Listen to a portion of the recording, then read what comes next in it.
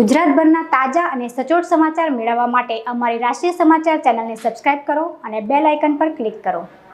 સુરત શહેરમાં પાણીજન્ય તેમજ મચ્છરજન્ય રોગનો પગપેસારો કર્યો છે, ત્યારે નવી સિવિલ હોસ્પિટલમાં દર્દીઓનો ધસારો જોવા મળી રહ્યો છે, જેને કારણે હોસ્પિટલના બેડની અછત સર્જાઈ છે, જેથી દર્દીઓને નીચે પથારીમાં સુવડાવી સારવાર આપવાનો વારો આવ્યો છે, જેના કારણે દર્દીઓને ભારે હાલાકી ભોગવવાનો પણ વારો આવ્યો છે।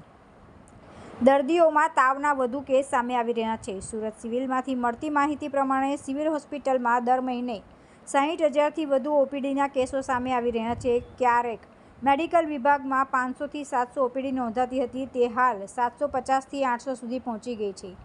આ ઓપીડીમાંથી 100થી વધુ લોકોને દાખલ કરવાની ફરજ પડી રહી છે, જ્યારે બાળકોને પણ 150થી 200 જેટલી ઓપીડી હોય છે, તેમાંથી 50 બાળકોને દાખલ કરવાની ફરજ પડી છે।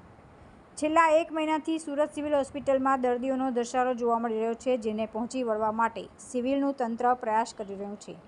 આ પહેલાં પણ દર્દીઓનો ધસારો વધ્યો હતો, ત્યારે કિડની બિલ્ડિંગમાં 5મા માળે આવેલા વોર્ડની બહાર પેસેજમાં બેડ મૂકીને દર્દીઓની સારવાર કરવાની ફરજ પડી હતી, ત્યારે હવે 8મા માળે આવેલા વોર્ડની અંદર નીચે પથારીમાં સુવડાવી દર્દીઓની સારવાર કરવાની ફરજ પડી રહી છે।